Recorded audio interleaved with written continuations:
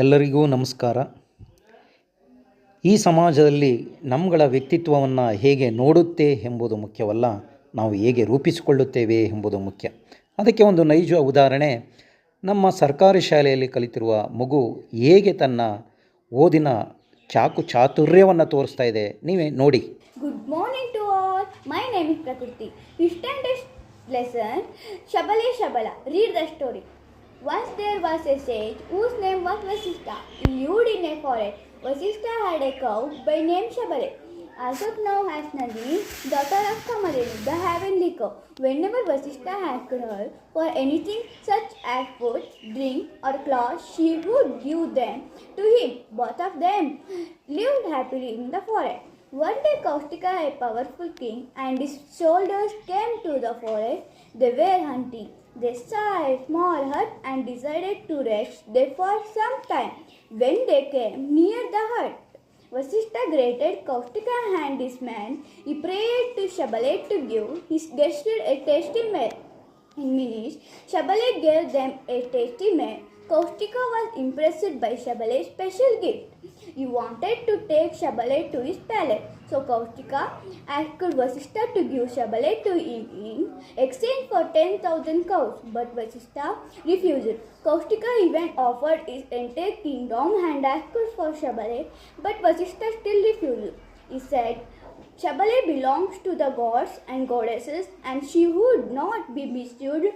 Kaustika decided to take Shabale by force. He put a rope around Shabale's neck and dragged her, but she was not willing to go with the king. ಹೀಗೆ ನೋಡಿದ್ರಲ್ಲ ನಮ್ಮ ಮಗುವಿನ ಕಲಿಕೆಯ ಒಂದು ನೋಟ ಹೇಗಿತ್ತು ಅಂತ. ಹಾಗೆಯೇ ಈ ಸಮಾಜದಲ್ಲಿ ನಾವು ಸಾಕಷ್ಟು ಬದಲಾವಣೆಗಳನ್ನು ಕಾಣ್ತಾ ಇದ್ದೇವೆ. ಇತ್ತೀಚಿನ ದಿನಗಳಲ್ಲಿ ರಾಜಕೀಯ ಕ್ಷೇತ್ರದಲ್ಲಾಗ್ಬೋದು, ಶಿಕ್ಷಣ ಕ್ಷೇತ್ರದಲ್ಲಾಗ್ಬೋದು, ಚಲನಚಿತ್ರ ಕ್ಷೇತ್ರದಲ್ಲಾಗ್ಬೋದು, ವ್ಯವಸಾಯದ ಕ್ಷೇತ್ರದಲ್ಲಾಗ್ಬೋದು, ಸಾಕಷ್ಟು ಬದಲಾವಣೆಗಳನ್ನು ಕಾಣ್ತೇವೆ. ಆದರೆ ಒಂದು ಉದಾಹರಣೆ ಹೇಳಬೇಕು ಅಂತಂದರೆ, ಈಗ ರಾಜಕೀಯ ಕ್ಷೇತ್ರದಲ್ಲಿ ಬಡವರ ಬಗ್ಗೆ ಧ್ವನಿ ಎತ್ತಿರ್ತಕ್ಕಂಥ ಯುವ ವ್ಯಕ್ತಿಗಳನ್ನು ನಾವು ಕಾಣ್ತಾ ಹೋಗ್ತೀವಿ. ಅವ್ರಿಗೆ ಪ್ರಜ್ಞಾವಂತ ಸಮಾಜವಾದ ನಾವು ಅವ್ರಿಗೇನು ಬೇಕು, ಉತ್ತೇಜನ ನೀಡಬೇಕು, ಪ್ರೋತ್ಸಾಹವನ್ನು ನೀಡಬೇಕು. ಅದಷ್ಟೇ ಅಲ್ಲ, ಜೊತೆಗೆ ಅವರಿಗೆ ನಾವು ಜೊತೆಯಾಗಿ ಸಮಾಜದ ಏಳಿಗೆಗಾಗಿ ಶ್ರಮಿಸುವಂಥ ವ್ಯಕ್ತಿಗಳನ್ನು ಬೆಂಬಲಿಸಬೇಕಾಗ್ತದೆ. ಹಾಗೆ ಈ ವ್ಯಕ್ತಿತ್ವ ಅಂತಕ್ಕಂಥದ್ದು ಎಲ್ಲಿ, ಯಾವಾಗ, ಹೇಗೆ ನಾವು ರೂಪಿಸ್ಕೊಳ್ತೇವೆ ಅಂತಕ್ಕಂಥದ್ದು ಮುಖ್ಯವಲ್ಲ. ಈ ಸಮಾಜದಲ್ಲಿ ಎಲ್ಲ ರೀತಿಯ ಪರಿಸರಗಳು ನಾವು ನೋಡ್ತಾ ಇದ್ದೀವಿ, ಕಾಣ್ತಾ ಇದ್ದೀವಿ. ಅದರದೇ ಆದಂಥ ಕ್ಷೇತ್ರಗಳಲ್ಲಿ ತಮ್ಮದೇ ಆದಂತಹ ವ್ಯಕ್ತಿತ್ವವನ್ನು ನಾವು ರೂಪಿಸ್ಕೊಳ್ಳಿಕ್ಕೆ ಸಾಧ್ಯ ಆಗ್ತಕ್ಕಂಥದ್ದು ನಾವು ಕಾಣ್ತಾ ಇರ್ತಕ್ಕಂಥ ವಿಚಾರ ಆಗಿರುತ್ತೆ.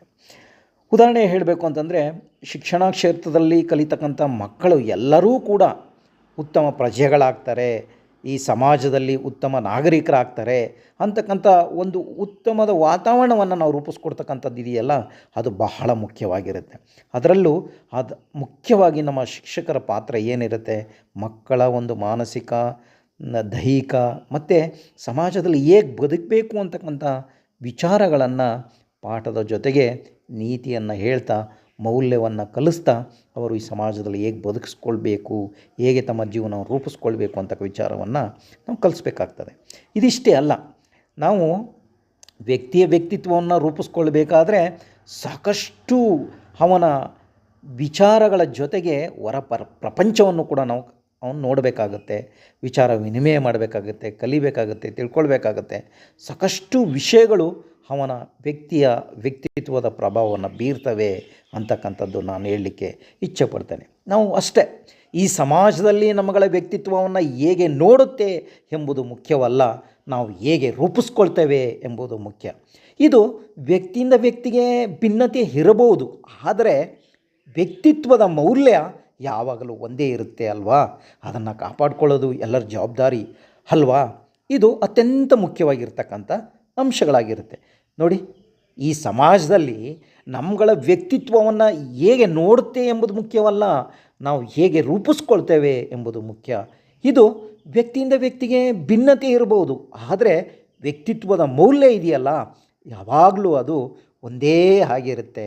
ಅದನ್ನು ಕಾಪಾಡಿಕೊಳ್ಳೋದು ಎಲ್ಲರ ಜವಾಬ್ದಾರಿ ಅಷ್ಟೇ. ಏನಂತೀರಾ?